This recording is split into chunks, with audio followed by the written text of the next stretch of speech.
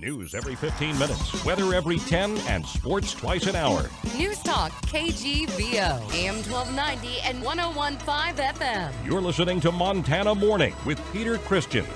Kidnapping and assault charges filed against motorcycle gang members in Great Falls. Good morning, everyone. It's Montana Morning. It's Wednesday, October the 12th, 2016. Right now, the sky's clear. It's frosty out there, quite literally. It's 26 degrees in Missoula. In fact, we do have a freeze warning until noon today.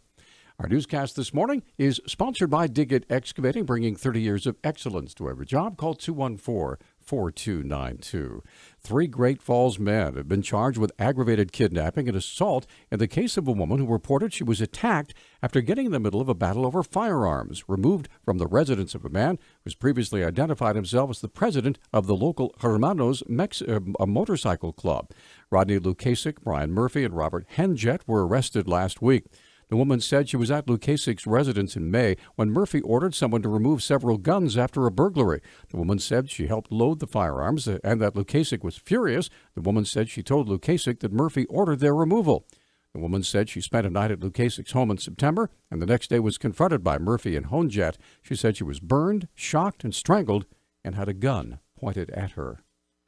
University of Montana Foundation has announced the single largest gift in its 123-year history, $24 million. Director of Communications for the Office of the President, Paula Short, told KGVO News the pledges come from Bill Franke and his family. It is a big day at the University of Montana. We are celebrating wonderful news, and that is that we are able to announce a generous gift from Bill Franke and his family, the Franke family, of $24 million at the university to benefit the College of Forestry and Conservation and our Global Leadership Initiative. Short said with any gift of that size, as with the U of M Law School, the Franke family name will be added to the school's titles. The gift does include a naming proposal that both the College of Forestry and Conservation and the Global Leadership Initiative would be named for the Franke family in celebration of their generosity. So we're working through that campus process. It's important to note that that proposal will also need to be approved by the Montana University System Board of Regents. Short said details on how the gift will be utilized are still being worked out.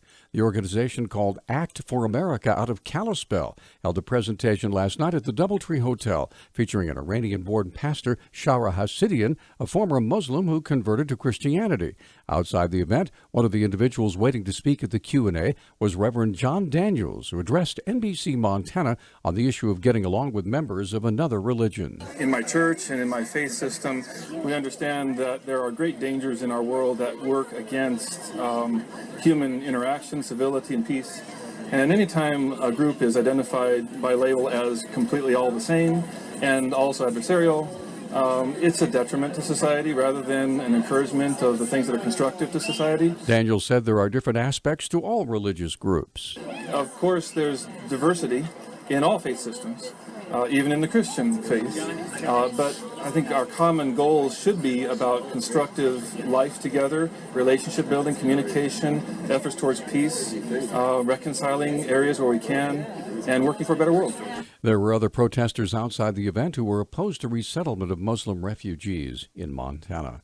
A new study on western forest fires confirms what is already apparent. Wildfire seasons are getting longer and more destructive. However, researchers at the University of Idaho and Columbia University also say that we humans are to blame for the increase.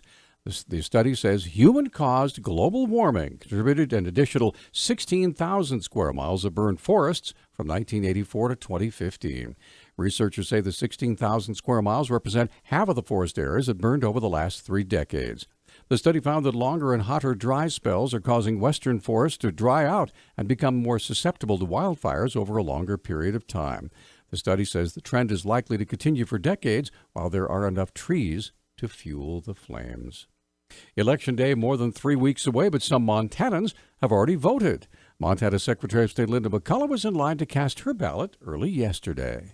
Well, I went down and voted in the county office at 9 o'clock, and I wasn't the first one this time, so there were others before me. Today was the opening of absentee ballots available to vote at the county election office, but absentee ballots won't be mailed until October 14th. McCullough encourages all voters to investigate their registration status and take a look at sample ballots before the big decision. You can always go to my website, sos.mt.gov, to My Voter page, and you can see whether you are registered to vote, get directions to your polling places. You can actually see when the county mailed out your ballot to you and when you send it back to the county, when it gets received to the county, so you can actually track your ballot all the way. And then we also give you a sample ballot that you can look at. Absentee ballots will be mailed out this Friday. A pheasant hunter was injured during a surprise encounter with a bear and 2 cubs south of Ronan. Jermaine White, a spokeswoman for the Confederated Salish and Kootenai tribes, said the bear made contact with the hunter near Nine Pipe Reservoir Tuesday. Details about the hunter's injuries have not been released. Speaking of grizzlies, U.S. Fish and Wildlife Service looking for information regarding the shooting of 2 grizzly bears just north of St. Ignatius.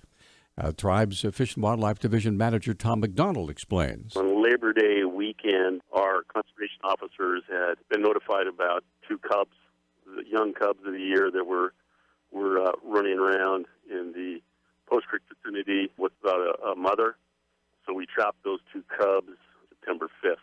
And so since that point in time, we've been looking for the mother. There was evidence that one of the cubs had been shot, which led investigators on a 2-week search for the mother. We finally did find the mother. She was in a very bad condition, and we had to euthanize her upon capturing her in the same vicinity where the cubs were found. So we have a reward out for $4,000 leading the information to who had shot the mother, the sow grizzly, and the cub. The cubs were removed from the Mission Valley. Anybody with information about the case has to call Fish and Wildlife Service at 329-3000. Our News Talk time, 6:11. News Talk, KGVO. Missoula's official weather station. Patchy areas of freezing fog this morning will give way to mostly sunny skies today with our high temperatures in the mid-50s. Tonight we'll drop back into the low 30s, highs near 60 on Thursday, rain Friday. I'm meteorologist Brooke Foster for KECI 13.